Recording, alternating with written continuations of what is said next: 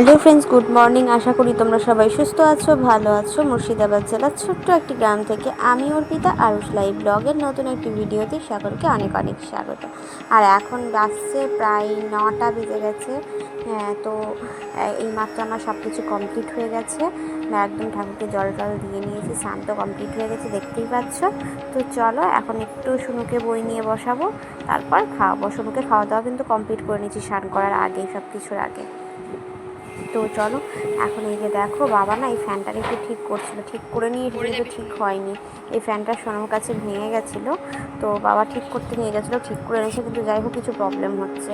আর এখানে কিন্তু মায়ের রান্না বসে গেছে, আর এখানে মুড়ি খাবার জন্য হয়েছে। আজকে জল খাবারে খাবো বেগুনি দিয়ে মুড়ি, ঠিক আছে।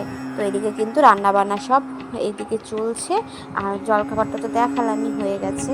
তো চলো বাকিটা এখন পরে দেখাচ্ছি। এই যে দেখো এখন কিন্তু হয়ে গেছে বিকেলবেলাতে চলে এসেছি। এখন একটা কাজ করবো, এখন শুনুকে আগে দুধটা গরম করে নিচ্ছি, শুনু দুধটা, তারপর কিন্তু একটা জিনিস বানাবো। এই যে দেখো এখানে দুধ রাখা আছে, এই দুধটা দিয়ে বানাবো কাস্টার্ড বানাবো। তো নর্মালি যেটা লিকুইড কাস্টার্ড সেটা আমি বানাবো না, আমি বানাবো ওই যেটা আইসক্রিম হয় একদম টাইট করে, তো সেটাই আমি বানাবো, ঠিক আছে। তো চলো এখন কিন্তু দুধটা গরম করবো, তারপর ওটা বসাবো, ঠিক আছে। এই যে দেখো দুধ তো গরম হয়ে গেছে, এখন আমি দুধটা বসাচ্ছি।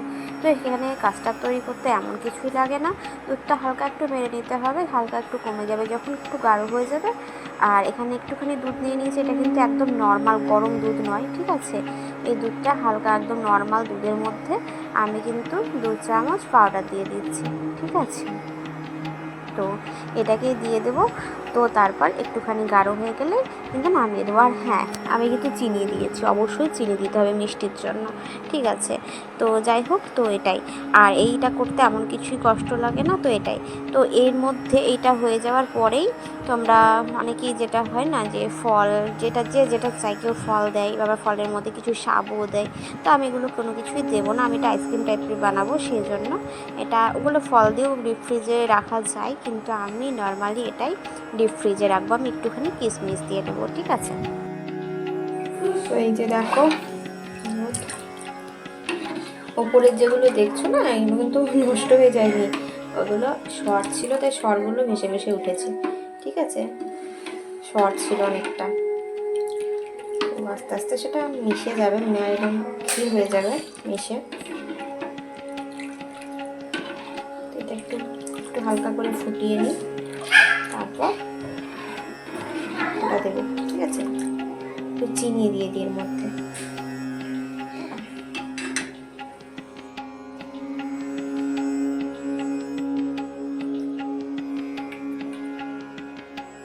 এই যে দেখতেই পাচ্ছ, জানি না কতটা বুঝতে পারছো, এই যে পাউডারটা দেওয়ার মাত্রই কিন্তু সঙ্গে সঙ্গে কিন্তু একটা হালকা পুরো ভাব চলে এসেছে। তো দুধটা কিন্তু একটু কমিয়ে হালকা একটু মেরে নিয়েছিলাম, তারপর কিন্তু এটা পাউডারটা দিলাম, ঠিক আছে। তো দেওয়া মাত্রই কিন্তু এটা গাঢ় হতে শুরু করেছে। তো এটা হালকা একটু গাঢ় হয়ে যাবে, এমন কিছু না, কিছুক্ষণ হালকা একটু গাঢ় হয়ে গেলেই কিন্তু এটা আমি নামিয়ে দেবো, ঠিক আছে। তারপর এটা একটু ঠান্ডা করে তারপর ফ্রিজের মধ্যে ঢুকিয়ে নেব। তো যদি কেউ মানে আইসক্রিম করতে না চাও, নর্মালি একটু লিকুইডভাবে রাখতে চাও, তাহলে ডিপ ফ্রিজে হালকা রেখে বের করে দিতে পারো, বা নর্মাল ফ্রিজে রাখতে পারো, তারপর ঠান্ডা হয়ে গেলে কয়েক ঘন্টা পর তোমরা বের করে খেতে পারো। তো যাই হোক, এটাই হচ্ছে ব্যাপার। তো দেখতেই পাচ্ছ এর মধ্যে আমি কিছুটা কিশমিশ দিয়ে নিলাম, তারপর কিছুক্ষণ পর নামিয়ে দেবো। তো এই যে এখন আবার কিন্তু এটা রেডি হয়ে গেছে বলতে এটা হালকা ঠান্ডা হয়ে গেছে। আমি ফ্রিজের মধ্যে কিন্তু এটা ঢুকিয়ে নিচ্ছি, ঠিক আছে। এই যে ফ্রিজে একদম ডিপ ফ্রিজে ঢুকিয়ে নিলাম, তারপর কিন্তু এটা নেক্সট দিন আমি বের করবো, বা কয়েক ঘন্টা পর জমে গেলেই বের করে নেবো, এটা হচ্ছে ব্যাপার। তো এই দেখো আমার এখানে কিন্তু এটা রেডি হয়ে গেছে, তোমাদেরকে দেখাচ্ছি। এই যে দেখো, এটা কিন্তু আমি একটু খেয়েওছি, ঠিক আছে। খুব সুন্দর খেতে লাগছিলো, তো দারুণ লাগছিলো। তো পুরো আইসক্রিম হয়েছে, পুরো আইসক্রিম, ঠিক আছে। তো এই যে দেখো, এটা আমি একটুখানি শুনুকে বেদানা খাইয়েছিলাম, তো একটুখানি বেদানা রেখেছি, সেটা দিয়েই কিন্তু এটা আমি খাবো। আর যারা লিকুইড রাখতে চাও, নর্মালি যেটা কাস্টার্ড হয় মানে লিকুইডভাবে, তো তারা কিন্তু ডিপ ফ্রিজে রাখবেন, আবার রাখলেও কিছুক্ষণ পর বের করে দেবেন, এর মধ্যে নর্মালি রেখে দেবে, তাহলে কিন্তু জমবে না এইভাবে, ঠিক আছে। তো চলো, আমি এটা আইসক্রিম বানাবো বলেই কিন্তু এটা করেছি। তো এত সুন্দর লাগছে পুরো আইসক্রিম। তো যাই হোক, তো চলো এটা টেস্ট করি, এখন খেয়ে দেখি। টেস্ট বলতে কি আমি টেস্ট করেছি, তো এটা আমি এখন এই বেদানাটা দিয়ে হালকা খাবো, ঠিক আছে। তো চলো।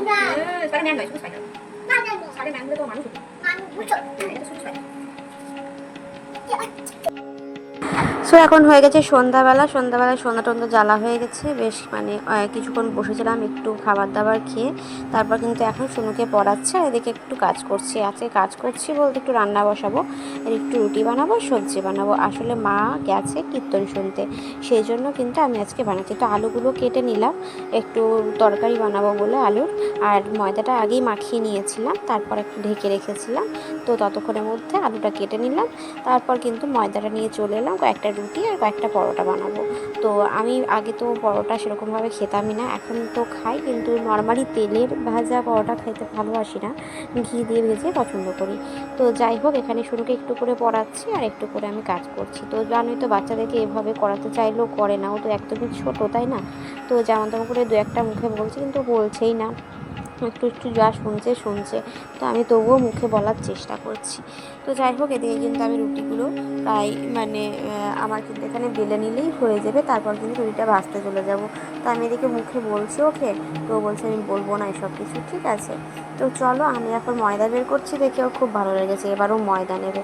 দেখো, তাই ওকে বললাম একটু বাটি নিয়ে আয়, তোকে একটু বাটিতে ময়দা দেবো। কিন্তু যাই হোক, তো যেমন তেমন করে একটু বাটিটা নিয়ে এসে ওকে বোঝালাম। তো বাটিতে একটুখানি ময়দা তুলে দিলাম। তো ময়দাটা তো ফেলে টেলে একাকার করছে, গোটা গায়ে মাখছে, বয়ে রাখছে, এরকম করছে। তো কী করা যাবে, বাচ্চা থাকলে তো এটা হবেই, কিছু করার নেই। কারণ যেহেতু এখন মা বাবা কেউ নেই, বাবা মা দুজনেই কীর্তন শুনতে গেছে, আর ভাই এখন বাড়িতে নেই, তো আমি আর শুধু দুজনে রয়েছি।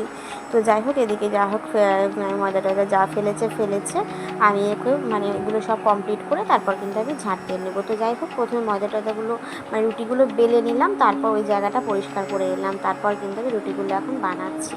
আর এদিকে কি করেছে তোমাকে দেখাচ্ছি, দাঁড়াও।